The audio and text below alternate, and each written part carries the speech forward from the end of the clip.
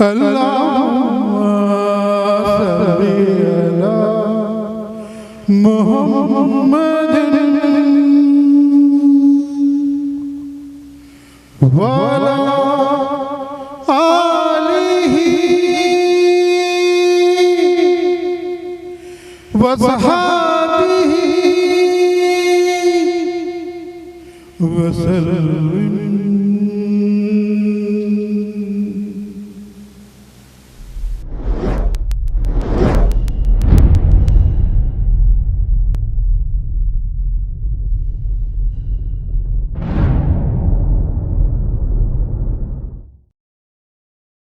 بسم اللہ الرحمن الرحیم. شروع اللہ کا نام لے کر جو بڑا مہربان نہایت رحم والا ہے. انس بن مالک رضی اللہ تعالی عنہ روایت کرتے ہیں کہ رسول کریم صلی اللہ علیہ وسلم جب رفع حاجت کے لیے باہر تشریف لے جاتے تو میں آپ کے پاس پانی لاتا، آپ اس سے استنجا فرماتے.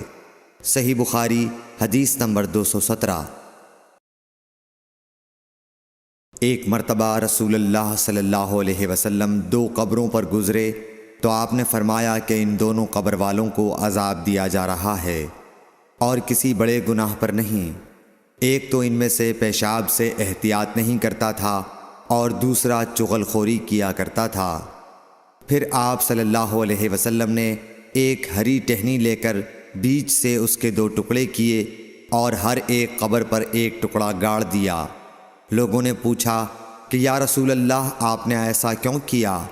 آپ نے فرمایا شاید جب تک یہ ٹہنیاں خشک نہ ہوں ان پر عذاب میں کچھ تخفیف رہے. صحیح بخاری حدیث نمبر 218. رسول کریم صلی اللہ علیہ وسلم نے ایک دیہاتی کو مسجد میں پیشاب کرتے ہوئے دیکھا تو لوگوں سے آپ نے فرمایا اسے چھوڑ دو. جب وہ فارغ ہو گیا تو پانی منگوا کر آپ نے اس جگہ بہا دیا. صحیح بخاری حدیث نمبر 219. حضرت ابو ہریرہ رضی اللہ تعالی عنہ نے فرمایا کہ ایک اعرابی کھڑے ہو کر مسجد میں پیشاب کرنے لگا تو لوگ اس پر جھپٹنے لگے. یہ دیکھ کر رسول کریم صلی اللہ علیہ وسلم نے لوگوں سے فرمایا کہ اسے چھوڑ دو اور اس کے پیشاب پر پانی کا بھرا ہوا ڈول یا کچھ کم بھرا ہوا ڈول بہا دو، کیونکہ تم نرمی کے لیے بھیجے گئے ہو، سختی کے لیے نہیں. صحیح بخاری حدیث نمبر 220. ایک دیہاتی شخص آیا اور اس نے مسجد کے ایک کونے میں پیشاب کر دیا. لوگوں نے اس کو منع کیا تو رسول کریم صلی اللہ علیہ وسلم نے انہیں روک دیا. جب وہ پیشاب کر کے فارغ ہوا تو آپ نے اس کے پیشاب پر ایک ڈول پانی بہانے کا حکم دیا، چنانچہ بہا دیا گیا. صحیح بخاری حدیث نمبر 221. رسول کریم صلی اللہ علیہ وسلم کے پاس ایک بچہ لایا گیا. اس نے آپ کے کپڑے پر پیشاب کر دیا. آپ نے پانی منگایا اور اس پر بہا دیا. صحیح بخاری حدیث نمبر 222. ام قیس بنت محسن نامی ایک خاتون رسول کریم صلی اللہ علیہ وسلم کی خدمت اقدس میں اپنا چھوٹا بچہ لے کر آئیں جو کھانا نہیں کھاتا تھا، یعنی شیر خوار تھا. رسول کریم صلی اللہ علیہ وسلم نے اسے اپنی گود میں بٹھا لیا. اس بچے نے آپ کے کپڑے پر پیشاب کر دیا. آپ صلی اللہ علیہ وسلم نے پانی منگا کر کپڑے پر چھڑک دیا اور اسے نہیں دھویا. صحیح بخاری حدیث نمبر 223. حذیفہ رضی اللہ تعالی عنہ روایت کرتے ہیں کہ نبی کریم صلی اللہ علیہ وسلم کسی قوم کی کوڑی پر تشریف لائے. بس آپ صلی اللہ علیہ وسلم نے وہاں کھڑے ہو کر پیشاب کیا، پھر پانی منگایا. میں آپ صلی اللہ علیہ وسلم کے پاس پانی لے کر آیا تو آپ نے وضو فرمایا. صحیح بخاری حدیث نمبر 224.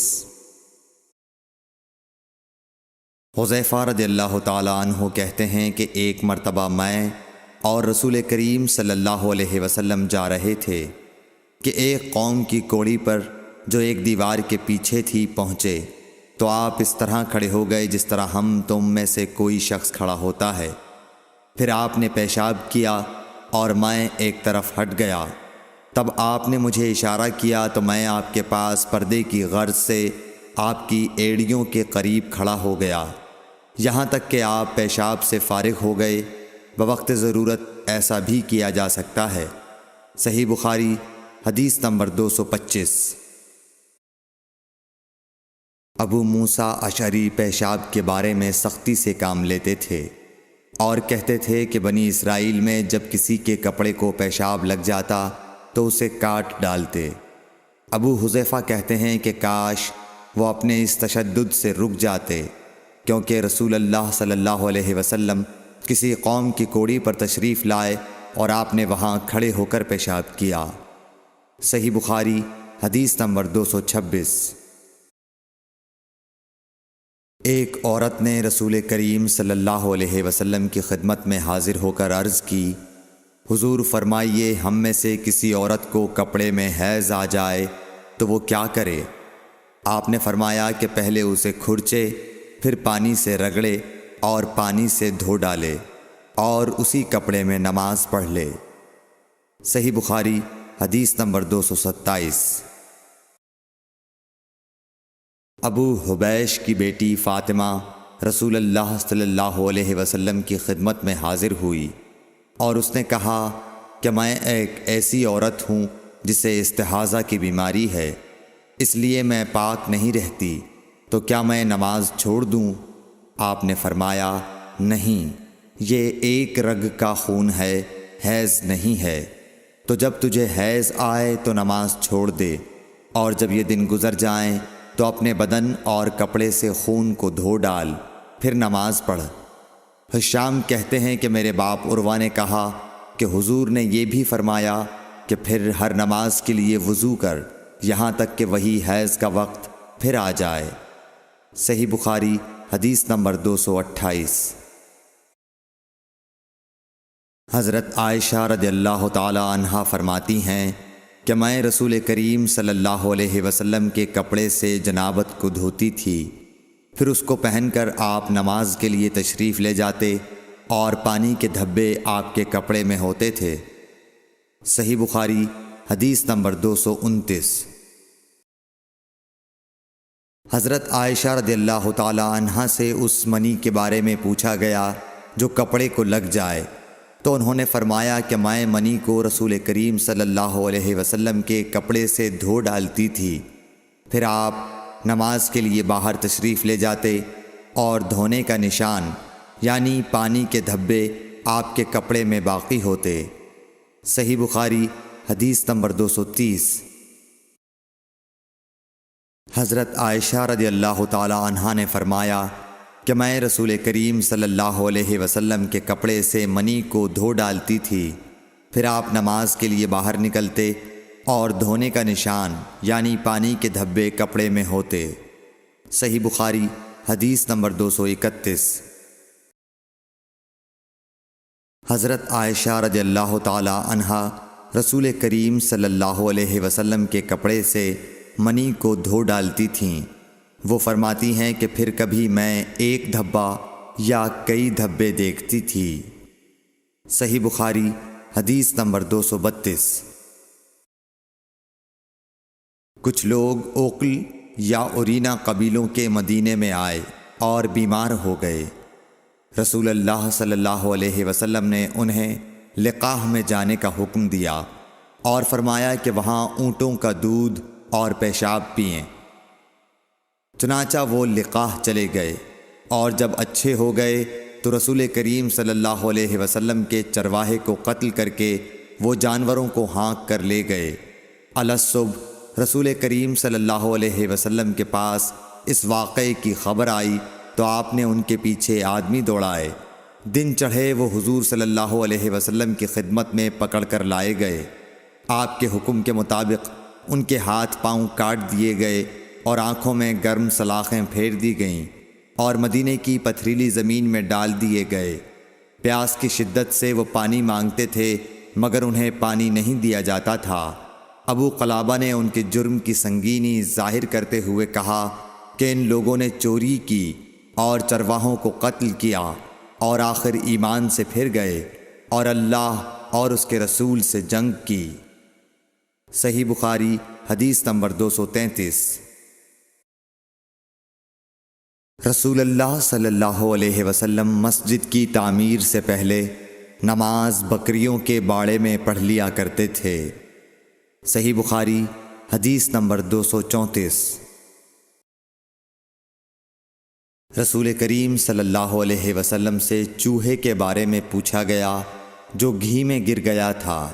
فرمایا اس کو نکال دو اور اس کے آس پاس کے گھی کو نکال پھینکو اور اپنا باقی گھی استعمال کرو۔ صحیح بخاری حدیث نمبر 235۔ رسول کریم صلی اللہ علیہ وسلم سے چوہے کے بارے میں دریافت کیا گیا جو گھی میں گر گیا تھا۔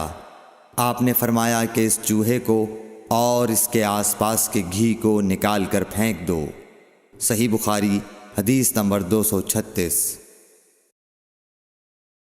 رسول اللہ صلی اللہ علیہ وسلم نے فرمایا ہر زخم جو اللہ کی راہ میں مسلمان کو لگے وہ قیامت کے دن اسی حالت میں ہوگا جس طرح وہ لگا تھا۔ اس میں سے خون بہتا ہوگا جس کا رنگ تو خون سا ہوگا اور خوشبو مشک کی سی ہوگی۔ صحیح بخاری حدیث نمبر 237۔ رسول کریم صلی اللہ علیہ وسلم نے فرمایا کہ ہم لوگ دنیا میں پچھلے زمانے میں آئے ہیں مگر آخرت میں سب سے آگے ہیں۔ صحیح بخاری حدیث نمبر 238۔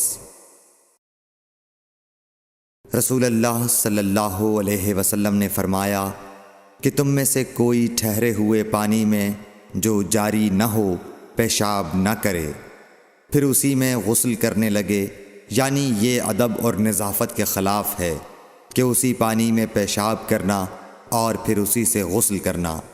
صحیح بخاری حدیث نمبر 239۔ ایک دفعہ رسول کریم صلی اللہ علیہ وسلم کعبہ شریف میں سجدے میں تھے۔ ایک دوسری سند سے رسول اللہ صلی اللہ علیہ وسلم کعبے کے نزدیک نماز پڑھ رہے تھے اور ابو جہل اور اس کے ساتھی بھی وہیں بیٹھے ہوئے تھے۔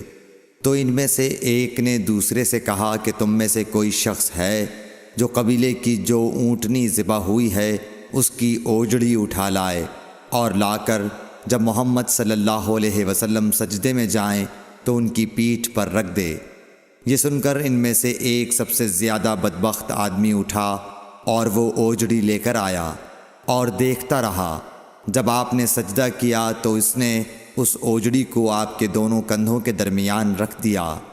عبداللہ بن مسعود کہتے ہیں میں یہ سب کچھ دیکھ رہا تھا مگر کچھ نہ کر سکتا تھا، کاش اس وقت مجھے روکنے کی طاقت ہوتی۔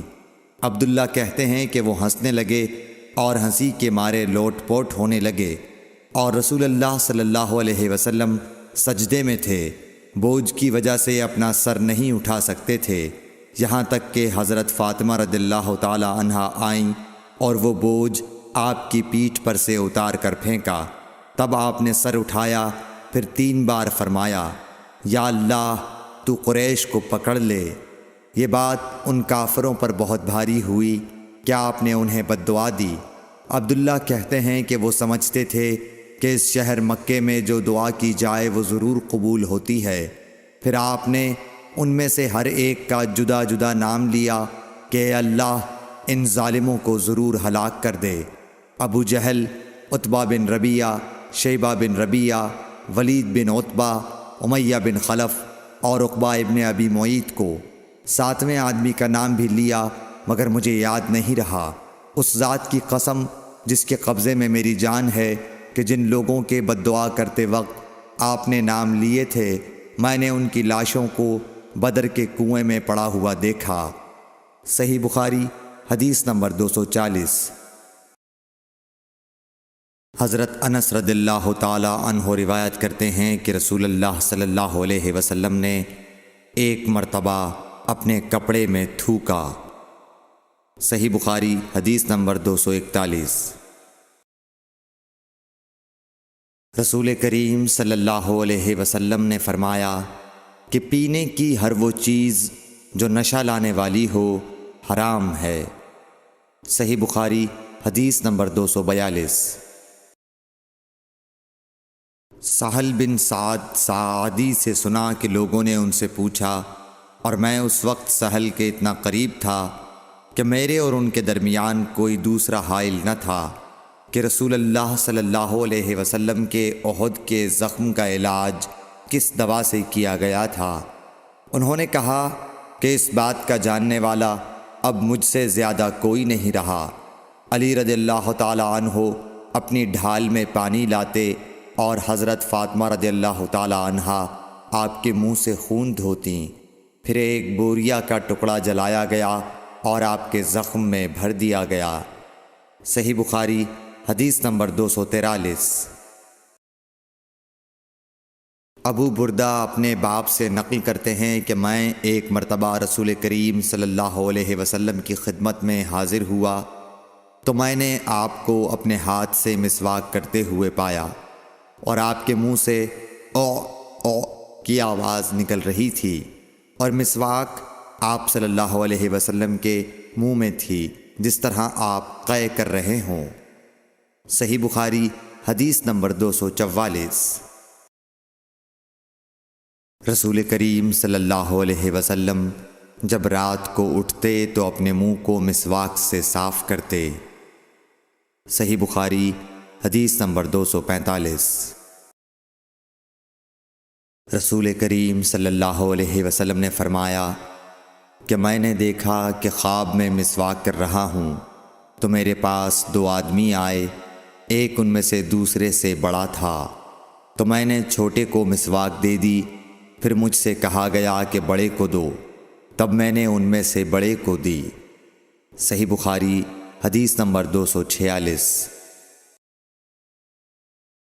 رسول اللہ صلی اللہ علیہ وسلم نے فرمایا کہ جب تم اپنے بستر پر لیٹنے آؤ تو اس طرح وضو کرو جس طرح نماز کے لیے کرتے ہو، پھر داہنی کروٹ پر لیٹ کر یوں کہو، اے اللہ، میں نے اپنا چہرہ تیری طرف جھکا دیا، اپنا معاملہ تیرے ہی سپرد کر دیا، میں نے تیرے ثواب کی توقع اور تیرے عذاب کے ڈر سے تجھے ہی پشت پناہ بنا لیا، تیرے سوا کہیں پناہ اور نجات کی جگہ نہیں۔ اے اللہ، جو کتاب تو نے نازل کی میں اس پر ایمان لایا، جو نبی تو نے بھیجا میں اس پر ایمان لایا، تو اگر اس حالت میں اسی رات مر گیا تو فطرت پر مرے گا، اور اس دعا کو سب باتوں کے آخر میں پڑھ۔ حضرت برا کہتے ہیں کہ میں نے رسول اللہ صلی اللہ علیہ وسلم کے سامنے اس دعا کو دوبارہ پڑھا، جب آمنت بکتابک الذی انزلت پر پہنچا تو میں نے ورسولک کا لفظ کہہ دیا۔ آپ نے فرمایا نہیں، یوں کہو ونبیک الذی ارسلت۔ صحیح بخاری حدیث نمبر 247۔